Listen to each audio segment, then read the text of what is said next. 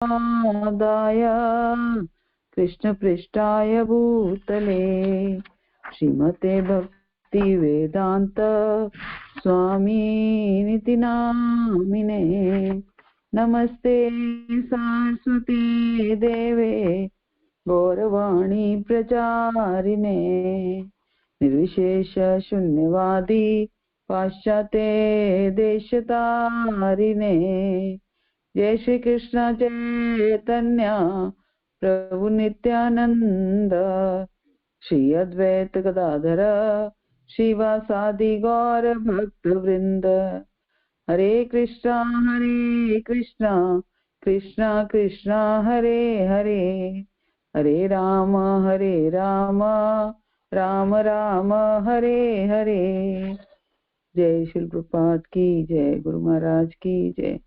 ओम अज्ञानतिमिरान्धस्य ज्ञानाञ्जनशलाकया चक्षुर्मिलितं येन तस्मै श्रीगुरुवे नमः। श्रीचैतन्यमनोभीष्टं स्थापितं येन भूतले स्वयं रूप कदा मह्यं ददाति स्वपदान्तिकम्।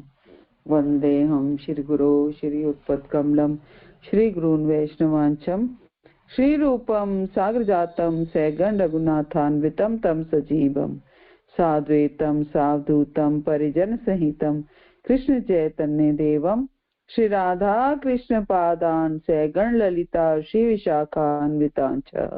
हे कृष्ण करुणा सिंधु दीन बंधो जगतपते गोपेश गोपिका कांत राधा कांत नमस्तुते। तप्त कांचन गौरांगी श्री राधे वृंदावनेश्वरी वृषभानुसुते देवी प्रणमामि हरिप्रिये। वाञ्छाकल्पतरुभ्यश्च कृपा सिन्धुभ्यैव च पतितानां पावनेभ्यो वैष्णवेभ्यो नमो नमः। जय श्री कृष्ण चैतन्य प्रभु नित्यानंद श्री अद्वैत गदाधर श्रीवासादि गौर भक्त वृंद। हरे कृष्णा कृष्णा कृष्णा हरे हरे, हरे राम राम राम हरे हरे। हरे कृष्णा। सभी भक्तों को मेरा दंड प्रणाम।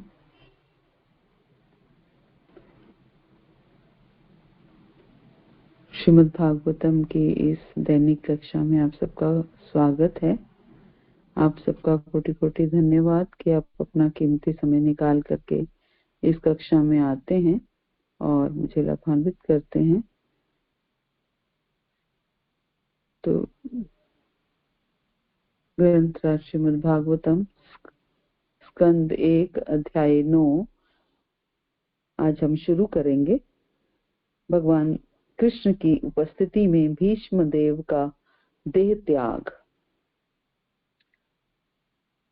ओम नमो भगवते वासुदेवाय, ओम नमो भगवते वासुदेवाय, ओम नमो भगवते वासुदेवाय। नित्या नरं चैव नरोत्तमं देवीं सरस्वतीं व्यासा ततो जयमुदीरे। नष्प्रायेषु अभद्रेषु नित्यं भागवत सेवया भगवती उत्तम श्लोके भक्तिर्भवति नैष्ठिकी। ग्रंथ श्रीमद् भागवतम की जय। ग्रंथ श्रीमद् भागवतम अध्याय 9 भगवान कृष्ण की उपस्थिति में भीष्म देव का देह त्याग। तो अध्याय का नाम से हमें जैसा पता चल रहा है कि अध्याय भीष्म देव के देह त्यागने पर है। उन्होंने जब शरीर छोड़ा उसके ऊपर ये अध्याय है। हालांकि उन्हें इच्छा मृत्यु का वरदान था, लेकिन फिर भी आखिर तो शरीर छोड़ना ही था। लेकिन वो शरीर कब छोड़ा उन्होंने? भगवान कृष्ण की उपस्थिति में, है ना। भगवान कहते हैं अंत काले च मामे स्मरण मुक्तवा कलेवरम, यह प्रयाति समद्भावम याति नास्ति असंशया। जो अंत काल में मेरा स्मरण करते हुए, मेरा नाम लेते हुए, मेरा ध्यान करते हुए, स्मरण मुक्तवास करते हुए अपना शरीर छोड़ता है, तो वो मेरे परम धाम को प्राप्त करता है, वो मुझे प्राप्त करता है। तो भगवान तो ये कह रहे हैं कि मेरा स्मरण करते हुए जब जो कोई शरीर छोड़ता है तो, लेकिन भीष्म देव ने तो भगवान की उपस्थिति में शरीर छोड़ा, है ना। तो सोचिए, तो क्या भाग्य है उनका कि भगवान सामने खड़े हैं, जिस के लिए सारा जगत, सारे भक्तगण, जगत का तो नहीं कह सकते, लेकिन जो भी थोड़ा सा भी भक्ति को जानते हैं, उनकी पहली इच्छा यही होती है कि इतना तो करना स्वामी जब प्राण तन से निकले, गोविंद नाम लेकर मेरे प्राण तन से निकले। तो ये भावना हर भक्त के हृदय में होती है कि जब हमारा शरीर छूटे, हमारे प्राण निकले, तो हमारे मुख में गोविंद का नाम हो, हम गोविंद का स्मरण कर पाएं, गोविंद को याद कर पाएं, है ना, उनके बारे में सोच पाएं, उनका नाम ले पाएं। लेकिन भीष्म देव का क्या भाग्य था कि वो नाम तो क्या ले पाए, भगवान स्वयं उनके सामने प्रकट हुए हैं ना, प्रकट हुए थे। तो भीष्म देव कौन थे, ऐसा उनका क्या भाग्य था, ये हम पढ़ेंगे इस अध्याय में। अगर भीष्म देव के पूर्व जन्म की कथा अगर हम समझें, तो भीष्म देव जो हैं एक वसु थे।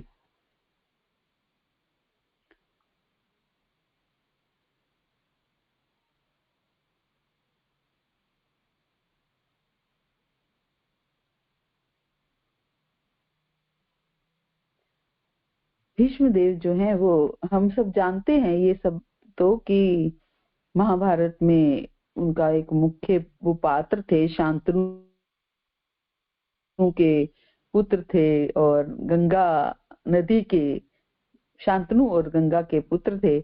और उनका जो मुख्य नाम था, वो मेन नाम जो था वो देवव्रत था। और भीष्म ने अपने पिता जो शांतनु का सत्यवती से विवाह करवाने के लिए आजीवन ब्रह्मचर्य का पालन करने की ये भीष्म प्रतिज्ञा की ली थी। और अपने पिता के इस तरह की पितृभक्ति देखकर उनके पिता ने ही उन्हें इच्छा मृत्यु का वरदान दे दिया था, और उन्हें अपनी इस भीष्म प्रतिज्ञा के लिए ही मुख्य तौर से जाना जाता है, जिसके कारण इन्होंने राजा बन सकने के बावजूद भी आजीवन हस्तिनापुर के सिंहासन के संरक्षण की भूमिका निभाई, और इन्होंने आजीवन विवाह नहीं किया और नैष्ठिक ब्रह्मचारी रहे। और इसी प्रतिज्ञा का पालन करते हुए महाभारत में उन्होंने कौरवों की तरफ से युद्ध में भाग लिया था। उन्हें इच्छा मृत्यु का वरदान था, और ये कौरवों के पहले प्रधान सेनापति थे, जो 10 दिनों तक कौरवों के प्रधान सेनापति रहे। कहा जाता है कि द्रौपदी ने शरशैया पर लेटे हुए भीष्म पितामह से पूछा कि उनकी आंखों के सामने चीरहरण हो रहा था और वे चुप रहे। तब भीष्म पितामह ने जवाब दिया कि उस समय मैं कौरवों का नमक खाता था, इस वजह से मुझे मेरी आंखों के सामने एक स्त्री के चीरहरण का कोई फर्क नहीं पड़ा। परंतु अब अर्जुन ने बाणों की वर्षा करके मेरा कौरवों के नमक ग्रहण से बना रक्त जो है वो निकाल दिया है। कौरवों का नमक ग्रहण करने से जो रक्त बना, वो रक्त निकाल दिया है। इसलिए अब मुझे अपने पापों का ज्ञान हो रहा है। इसलिए द्रौपदी से वो क्षमा याचना करते हैं जब शरशैया पर लेटे होते हैं। महाभारत युद्ध खत्म होने पर इन्होंने गंगा किनारे पर इच्छा मृत्यु ली। कहते हैं कि पूर्व जन्म में ये एक वसु थे और एक बार कुछ वसु अपनी पत्नियों के साथ मेरू पर्वत पर घूम रहे थे, भ्रमण करने गए थे और उस पर्वत पर महर्षि वशिष्ठ जी का आश्रम था। और उस महर्षि वशिष्ठ जी उस समय महर्षि वशिष्ठ जी जो हैं वो अपने आश्रम में नहीं थे, लेकिन वहां उनकी प्रिय गाय जो थी कामधेनु, उसकी बछड़ी नंदिनी गाय जो थी वो बंधी हुई थी। और उस गाय को देखकर एक वसु,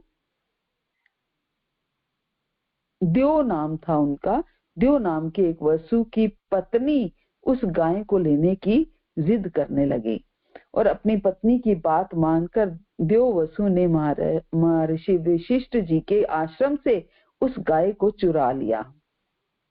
जब महर्षि वशिष्ठ जी वापसी आए तो उन्होंने अपनी दिव्य दृष्टि से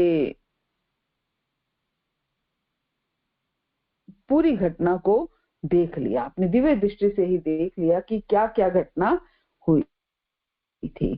तो महर्षि वशिष्ठ जी वसुओं के इस कार्य को देखकर जो है वो बहुत क्रोधित हुए और उन्होंने वसुओं को श्राप दे दिया कि उन्हें मनुष्य रूप में पृथ्वी पर जन्म लेना पड़ेगा।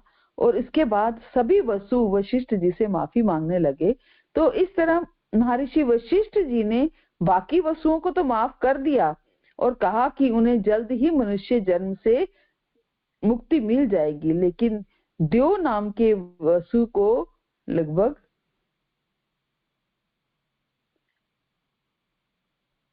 लंबे समय तक संसार में रहना होगा।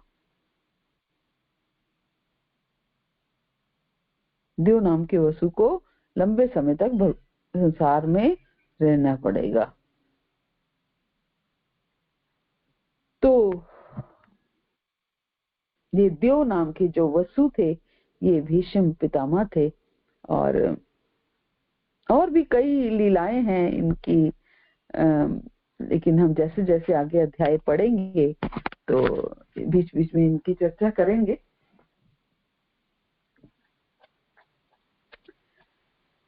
तो पहले श्लोक से शुरू करते हैं, पहले श्लोक गा लेते हैं।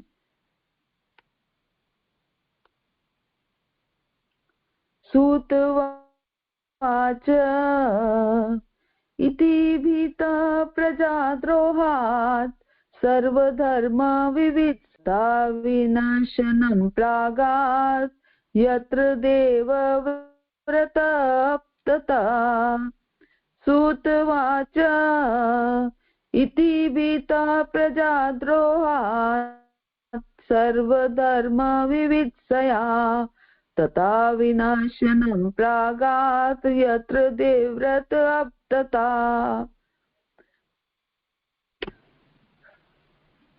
भावार्थ और तात्पर्य श्रील प्रभुपाद द्वारा। श्रील प्रभुपाद की जय, गुरु महाराज की जय। सूत गोस्वामी ने कहा, कुरुक्षेत्र के युद्ध स्थल में इतने सारे लोगों का वध करने के कारण घबराए हुए महाराज युधिष्ठिर उस स्थल पर गए जहां नरसंहार हुआ था। वहां पर भीष्म देव मरणासन होकर शरशैया पर लेटे थे।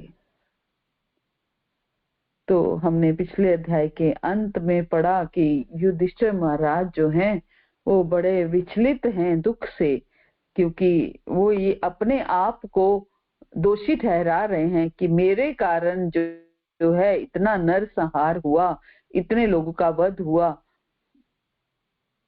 केवल मेरे को राजा बनाने के पीछे। तो इसलिए अपने आप को वो दोषी ठहरा रहे हैं कि मेरे कारण इतने लोगों का नरसंहार हुआ। और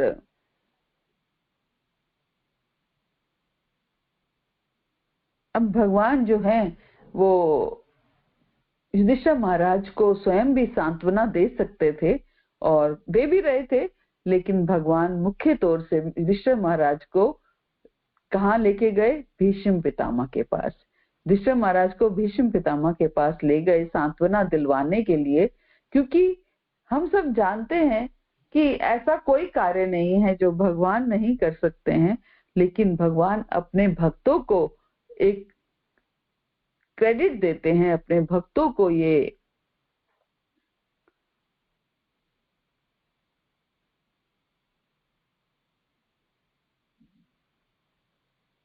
अपने भक्तों को आगे लाने के लिए, उनको अपने भक्तों के नाम को ऊंचा करने के लिए भगवान ऐसी लीलाएं करते हैं, और ऐसे कार्यों को में निमित्त जो है वो अपने भक्तों को करते हैं। तो भगवान जो है भीष्म देव को ये सारी पांडवों को उन्होंने भीष्म देव के पास भेजा कि जाकर के उनसे उपदेश लेकर के आओ, है ना। उनकी लाइफ इतनी लंबा उनका लाइफ स्पैन था, तो उस लाइफ का उनका पूरे एक्सपीरियंसेस जो है वो आपको बताएंगे। तो जाकर के उन्हें मिल के आओ, उनसे मिलो, वो आपको हौसला देंगे कि, क्योंकि युधिष्ठिर बार बार कह रहा था कि हमसे बहुत बड़ा पाप हुआ है, तो वो आपको लाइफ के बारे में बताएंगे।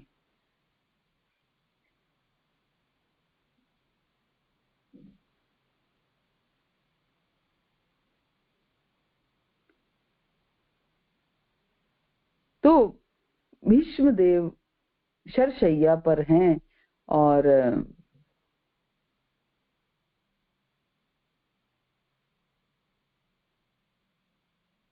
युधिष्ठिर महाराज जो है वो भीष्म देव से मिलने के लिए जा रहे हैं।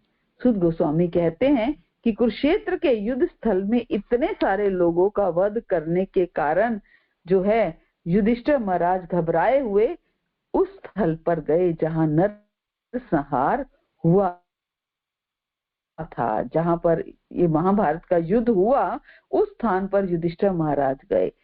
क्यों गए वहां पर? क्योंकि वहां पर भीष्म देव का जो शरीर है वो रखा था। भीष्म देव जो वहां पर क्या कर रहे हैं, मरणासन होकर शरशैया पर लेटे हैं। तो भीष्म देव शरीर छोड़ने ही वाले हैं। तो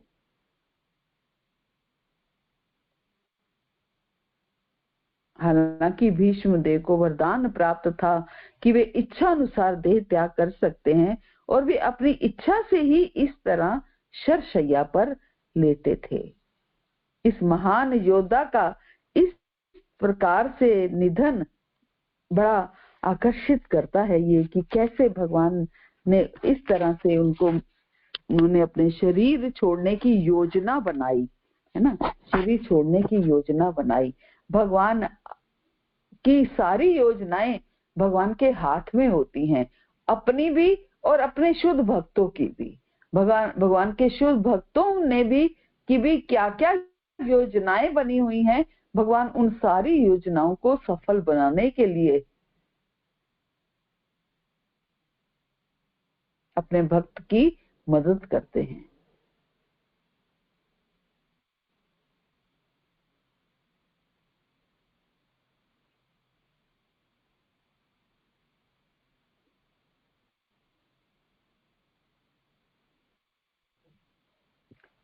तो सुत गोस्वामी यही कह रहे हैं कि कुरुक्षेत्र के युद्ध स्थल पर इतने सारे लोगों का वध करने के बाद युधिष्ठिर महाराज जो हैं वो बहुत घबराए हुए हैं, और अब वो कहाँ गए हैं, वहां भीष्म पितामह से मिलने के लिए। उन्हें वहां किसने भेजा?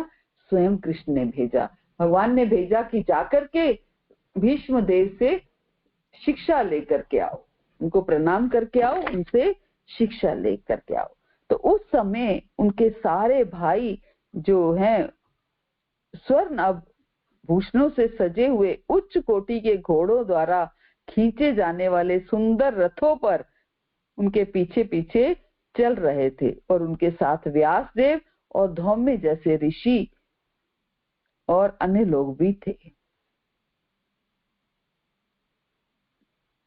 तो सारे भाइयों ने सोने के आभूषण बहुत अच्छे से वो तैयार हुए, सोने के आभूषण से लदे हुए सुंदर वस्त्र पहने, सुंदर रथों पर सवार होकर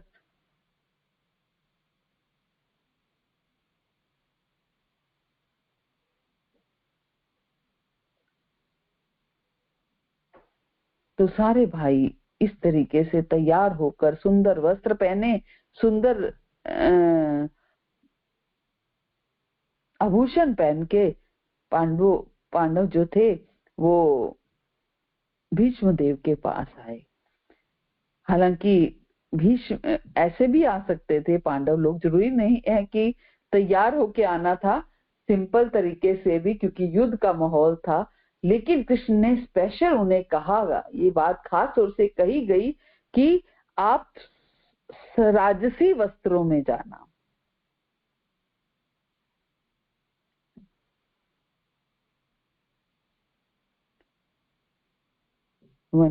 हे ब्रह्म ऋषि, भगवान कृष्ण भी अर्जुन के साथ रथ पर सवार होकर पीछे पीछे चले आ रहे थे, और इस प्रकार राजा युधिष्ठिर अत्यंत राजसी प्रतीत हो रहे हैं।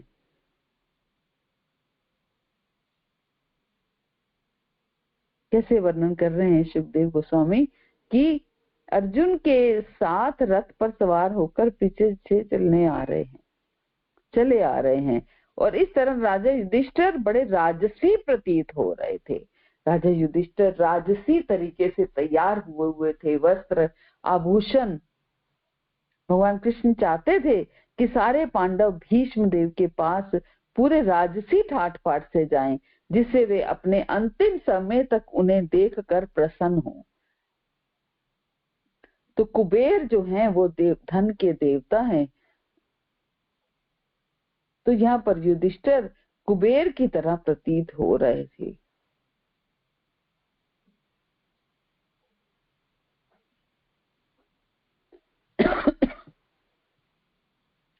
तो कुबेर जो है वो देवताओं में सबसे धनी है, और यहाँ पर युधिष्ठिर कुबेर की तरह प्रतीत हो रहे थे। मीन्स इतने आभूषणों से वो लदे हुए थे, राजसी वस्त्रों को अच्छी तरह पहनाया गया था।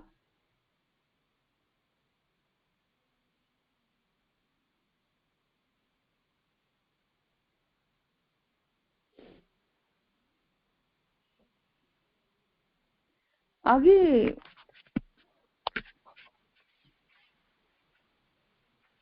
सुखदेव गोस्वामी कहते हैं, सुख गोस्वामी, आकाश से आ गिरे देवता के समान भीष्म देव को भूमि पर लेटे देखकर पांडव सम्राट युधिष्ठिर ने अपने छोटे भाइयों तथा भगवान कृष्ण समेत उन्हें प्रणाम किया।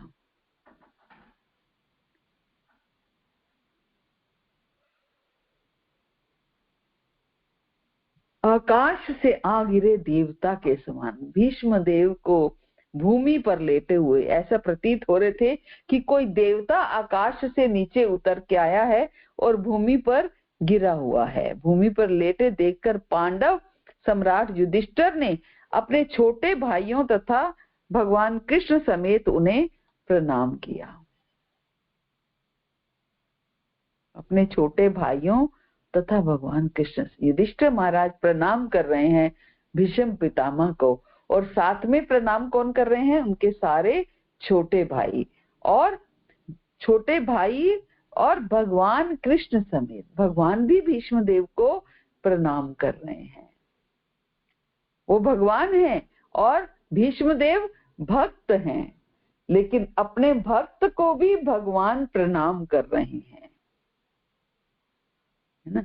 भगवान को हालांकि अपने परम पद का आभास रहता था कि वो भगवान हैं, उनका पद ऊंचा है, तो भी वे मनुष्य की तरह आचरण करते थे। इस समय वो मनुष्य रूप में आए थे और इसलिए आचरण क्या करते थे?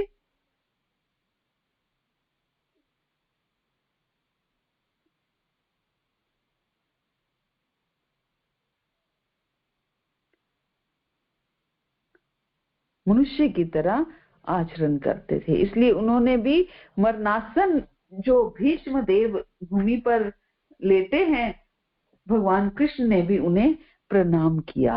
क्यों? क्योंकि वो राजा युधिष्ठिर का छोटे भाई थे एक तरह से। तो राजा युधिष्ठिर के छोटे भाई होने के नाते उन्होंने भीष्म देव को प्रणाम किया। राजा भरत के वंशजों में प्रधान भीष्म को देखने के लिए ब्रह्मांड के सारे सतोगुणी महापुरुष यथा देव ऋषि, ब्रह्म ऋषि और राज ऋषि वहां पर एकत्र हुए थे।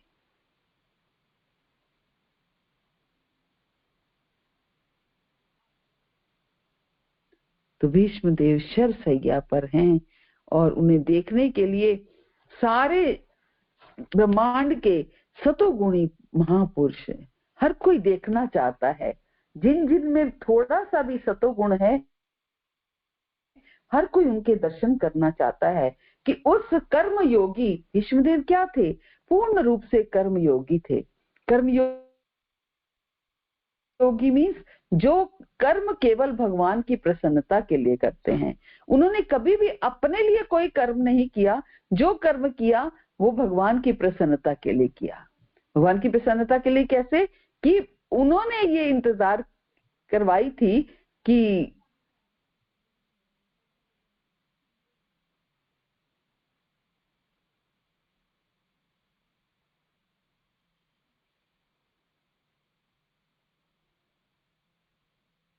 तो इसलिए जो भी किया उन्होंने वो सब कुछ भगवान की प्रसन्नता के लिए किया। अपने लिए उन्होंने कुछ भी नहीं किया। तो इसलिए वो शुद्ध कर्म योगी थे और कर्म योगी होने के नाते, क्योंकि वो एक योग से जुड़े हुए थे। कृष्ण ऐसा नहीं है कि कृष्ण के साथ उनका संबंध नहीं था। योगी वही होता है जिसका कृष्ण के साथ संबंध होता है। तो वो भगवान के परम भक्त थे, लेकिन थे कर्मयोगी।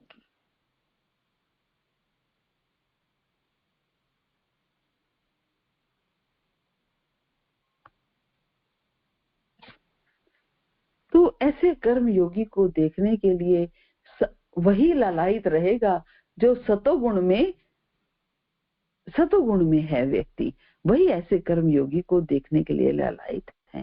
तो सारे सतोगुणी महापुरुष, देव ऋषि, ब्रह्म ऋषि, राज ऋषि वहां पर एकत्रित हैं। तो प्रभुपाद बता रहे हैं कि ऋषि एक्चुअल में कौन होता है। ऋषि वे है जिन्होंने आध्यात्मिक उपलब्धि द्वारा पूर्णता प्राप्त की है, और ऐसी आध्यात्मिक उपलब्धि कोई भी अर्जित कर सकता है, चाहे वो राजा हो, चाहे वो साधु हो।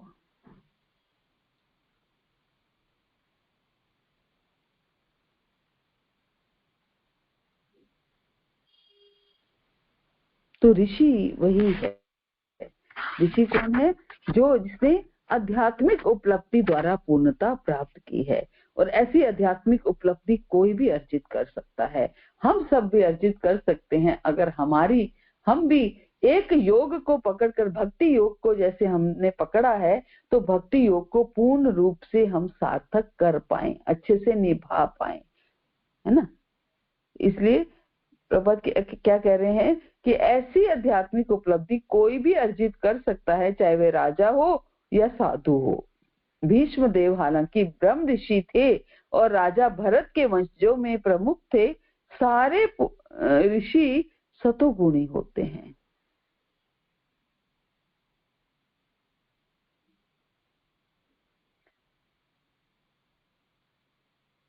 आगे सुद गोस्वामी कहते हैं, पर्वत मुनि, नारद, धौम्य, ईश्वर के अवतार व्यास, बृहद्रक्ष, भरद्वाज, परशुराम और उनके शिष्य वशिष्ठ, इंद्रप्रमद, चित्रित, गुत्समद, असित,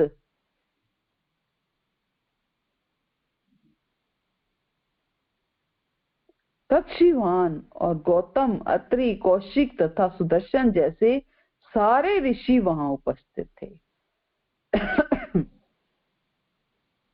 तो सारे बड़े बड़े ऋषि जो हैं वो वहां उपस्थित थे। प्रभुपाद बता रहे हैं कि पर्वत मुनि जो थे, सबसे पहले किसका नाम लिया गया है? पर्वत मुनि का नाम। पर्वत मुनि कौन थे? पर्वत मुनि जो हैं वो सबसे बड़े मुनि कहे जाते हैं,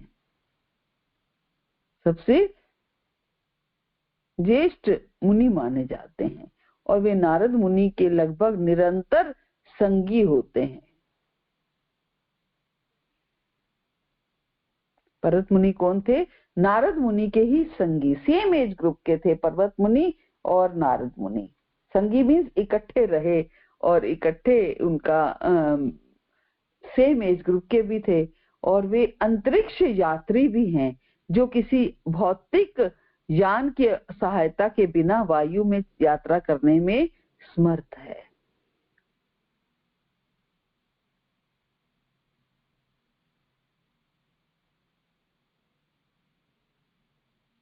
तो पर्वत मुनि जो किसी भौतिक यान की सहायता से बिना वायु में यात्रा करने में समर्थ थे। एक जैसे हवा में एक तरह से जैसे हवाई जहाज हवा में उड़ता है, ऐसे वो उनके अंदर ये एक क्वालिटी थी कि वो हवा में उड़ पाते थे, है ना। किसी यान की सहायता के बिना वायु में यात्रा करने में, हवा में ही यात्रा करते थे। उन्हें किसी एरोप्लेन, किसी हेलीकॉप्टर, किसी हवाई जहाज की आवश्यकता नहीं होती थी। तो पर्वत मुनि में ये क्वालिटी थी कि वो बिना यान के हवा में उड़ पाते थे। और पर्वत मुनि भी नारद जी के समान ही देव ऋषि अर्थात देवताओं में महान ऋषि थे। और वे महाराज परीक्षित के पुत्र महाराज जन्मेजय के यज्ञ के समय नारद के साथ वहां पर उपस्थित थे। और इस यज्ञ के विश्व में के सारे सर्पों का विनाश किया जाना था। हम सब जानते हैं जन्मेजय जो है वो परीक्षित महाराज के पुत्र थे। परीक्षित महाराज के पुत्र ने एक यज्ञ किया था क्योंकि उनके पिता को श्राप मिला था कि तक्षक नाग के काटने से उनकी मृत्यु होगी। तो उन्होंने एक ऐसा यज्ञ किया था जिससे सारे सांपों का विनाश किया जाया जा सके। तो पर्वत मुनि और नारद मुनि जो हैं वो दोनों वहां पर उस यज्ञ में उपस्थित थे। तो पर्वत मुनि और नारद मुनि गंधर्व भी कहलाते हैं। गंधर्व कौन होते हैं? जो एक तरह से स्वर्ग में जो है वो देवताओं की प्रसन्नता के लिए गाते हैं, गायन करते हैं। तो गंधर्व, पर्वत मुनि और नारद मुनि गंधर्व भी कहलाते हैं क्योंकि भगवान की महिमा का गायन करते हुए आकाश में विचरण कर सकते हैं। और क्योंकि वे आकाश में विचरण कर सकते हैं इसलिए उन्होंने आकाश में उड़ते उड़ते द्रौपदी का स्वयंवर भी देखा, क्योंकि जिस समय स्वयंवर हो रहा था उस समय वो आकाश में विचरण कर रहे थे। नारद मुनि की भांति पर्वत मुनि भी स्वर्ग में राजा इंद्र के दरबार में जाया करते थे। गंधर्व के रूप में वे कभी कभी एक महत्वपूर्ण देवता कुबेर के राज दरबार में जाते थे। और एक बार नारद मुनि और पर्वत मुनि दोनों के ही सामने महाराज सृंजय की पुत्री के कारण समस्या खड़ी हुई। महाराज सृंजय को पर्वत मुनि के वरदान से पुत्र लाभ प्राप्त हुआ। तो इस तरीके से पर्वत मुनि का प्रभुपाद ने सारे जितने भी यहाँ पर ऋषियों के नाम दिए गए हैं सबका शॉर्ट इंट्रोडक्शन दिया है। तो इसलिए मैंने थोड़ा सा इसको पढ़ा कि पर्वत मुनि को कम लोग जानते हैं, कि हमें पता होना चाहिए। अगर हमें भागवत में उनका नाम आया है, सुखदेव गोस्वामी ने भागवत में उनका जिक्र किया है, तो हमें पता होना चाहिए पर्वत मुनि कौन थे। और उसके बाद नारद जी के बारे में तो हम जानते ही हैं। धौम्य कौन थे? धौम्य भी एक महान ऋषि थे जिन्होंने उत्कोचक तीर्थ में कठिन तपस्या की थी और उन्हें पांडव राजाओं के राज पुरोहित के रूप में नियुक्त किया गया था।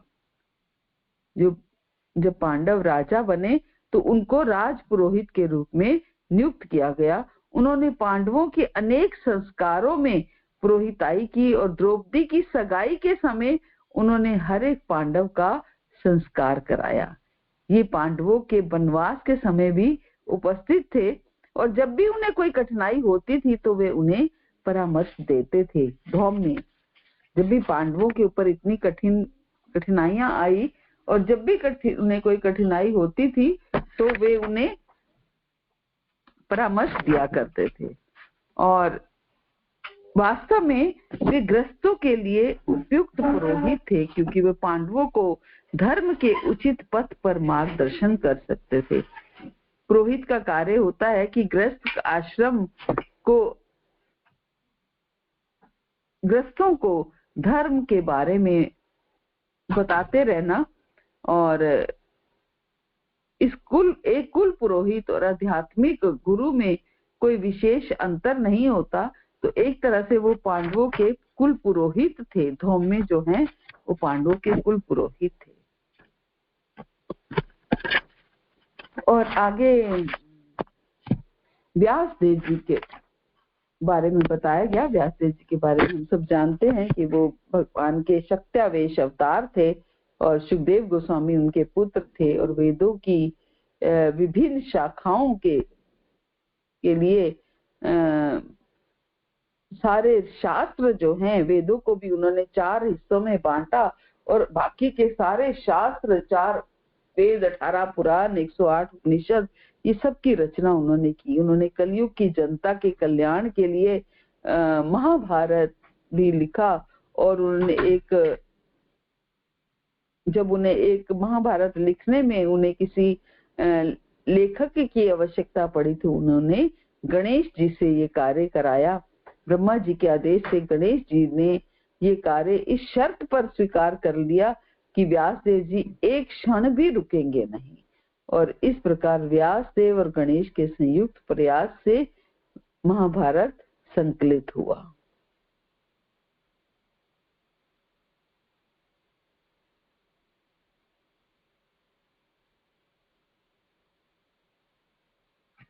और आगे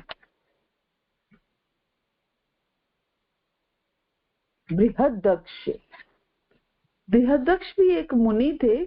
प्रभुपाद ने ज्यादा इसका वर्णन नहीं किया है, बस एक वो मुनि थे जो महाराज युधिष्ठिर से कभी कभी मिला करते थे। और सबसे पहले वो महाराज युधिष्ठिर से काम्यवन में मिले थे और इन्होंने महाराज नल की कथा सुनाई थी। और एक अन्य बृहदक्ष भी थे जो इक्ष्वाकु वंश में थे। बस इतना ही प्रभुपाद ने समझाया है।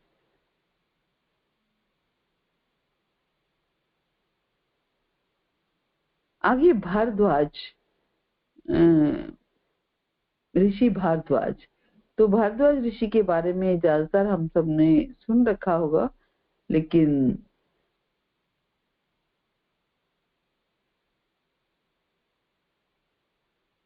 तो हम सब जानते हैं भारद्वाज का नाम हम सब ने सुना हुआ होगा कि भारद्वाज जो थे वो 7 ऋषियों में से एक ऋषि थे। और अर्जुन के जन्म के समय वो उपस्थित थे। और इन्होंने गंगा नदी के तट पर बड़ी कठिन तपस्या की थी। और इनका आश्रम आज भी प्रयाग धाम में है। और ऐसा कहा जाता है कि जब ये ऋषि गंगा में स्नान कर रहे थे तो स्वर्ग की एक सुंदर अप्सरा घृतची से इनकी भेंट हुई। और इस कारण से इनका वीर्य जो है वो स्खलित हो गया और जिसे एक मिट्टी के बर्तन में सुरक्षित रख दिया गया। और जिससे द्रोण उत्पन्न हुए, द्रोणाचार्य जिससे उत्पन्न हुए। तो इस तरीके से भारद्वाज ऋषि जो है वो द्रोणाचार्य जी के पिता थे। और कुछ लोग द्रोण के पिता भारद्वाज को इन महर्षि भारद्वाज से अलग ये कहा जाता है कि वो दूसरे भारद्वाज थे। कुछ लोग द्रोण के पिता। तो ये ब्रह्मा के महान भक्त थे और ये एक बार द्रोणाचार्य के पास भी गए और इन्होंने कुरुक्षेत्र युद्ध बंद करने का आग्रह किया।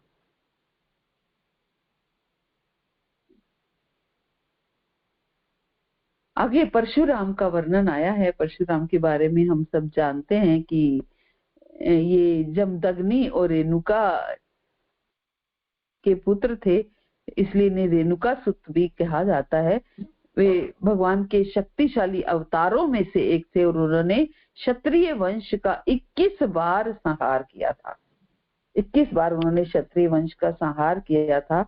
उन्होंने सारी पृथ्वी के क्षत्रियों से सारी पृथ्वी को क्षत्रियों से छीन कर उसे कश्यप मुनि को दान में दे दिया था। और परशुराम ने द्रोणाचार्य को धनुर्वेद की शिक्षा प्रदान की क्योंकि वे ब्राह्मण थे।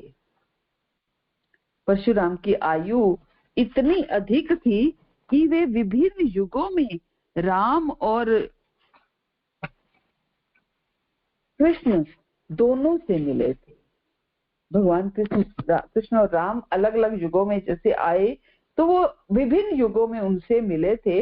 इतनी बड़ी उनकी आयु थी। उन्होंने राम से युद्ध किया था, लेकिन कृष्ण को उन्होंने भगवान के रूप में स्वीकार किया था। उन्होंने जब अर्जुन को कृष्ण के साथ देखा तो उसकी प्रशंसा भी की थी।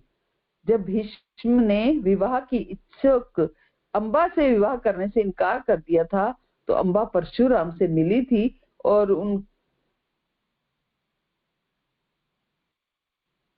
और उसकी प्रार्थना पर उन्होंने भीष्म देव से उसे पृथ्वी रूप स्वीकार करने के लिए कहा था।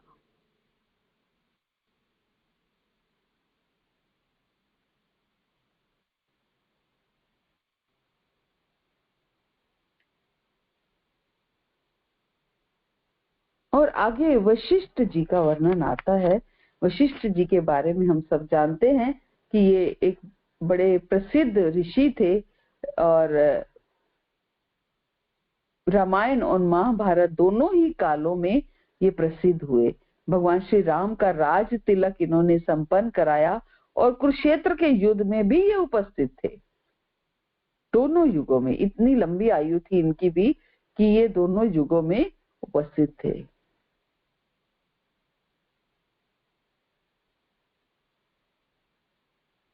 भगवान राम का राज तिलक भी इन्होंने संपन्न कराया और वे कुरुक्षेत्र के युद्ध में भी उपस्थित थे। वे समस्त उच्च लोगों और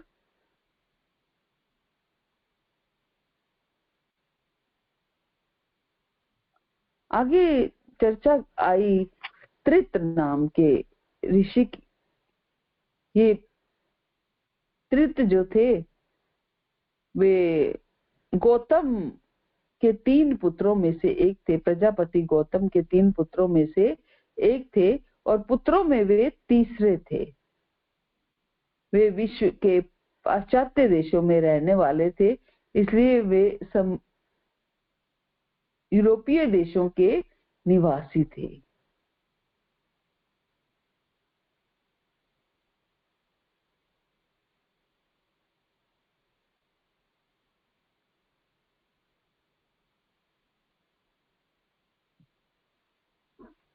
और आगे ना चर्चा आती है गृत सम्मद। ये स्वर्ग के एक ऋषि थे। गृत सम्मद स्वर्ग के एक ऋषि थे और वे स्वर्ग के राजा इंद्र के घनिष्ठ मित्र थे और बृहस्पति के समान ही ये महान थे।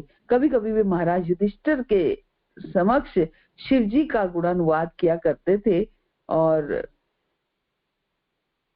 कुछ कुछ वो इंद्र से मिलते जुलते थे। और चर्चा आई असित की। इसी नाम का एक राजा भी हुआ है, लेकिन यहाँ पर असित का नाम असित देवल ऋषि के लिए प्रयोग किया गया है।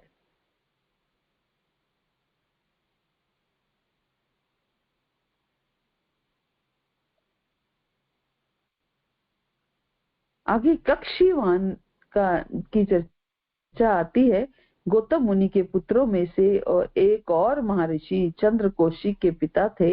वे महान युधिष्ठिर भी थे। अत्रि ऋषि के बारे में भी हम काफी सुना है कि अत्रि मुनि जो थे वो ब्राह्मण ऋषि थे और ब्रह्मा जी के मानस पुत्र थे। और ब्रह्मा जी इतने शक्तिमान हैं कि चिंतन मात्र से पुत्र उत्पन्न कर सकते हैं और ये पुत्र जो हैं ये मानस पुत्र कहलाते हैं। और अत्रि जो है वो ब्रह्मा जी के मानस पुत्र थे। तो इस तरीके से ऋषियों के बारे में बताया गया इसमें कि जो उस समय उपस्थित थे जब भगवान पांडवों को लेकर के वहां गए। हरे कृष्णा। श्री प्रभुपाद की जय। गुरु महाराज की जय। आज हमने केवल थोड़ा सा इंट्रोडक्शन में ही टाइम लगाया। कल तो भगवद गीता की क्लास है। मंडे से हम भीष्म स्तुति को अच्छे से करेंगे।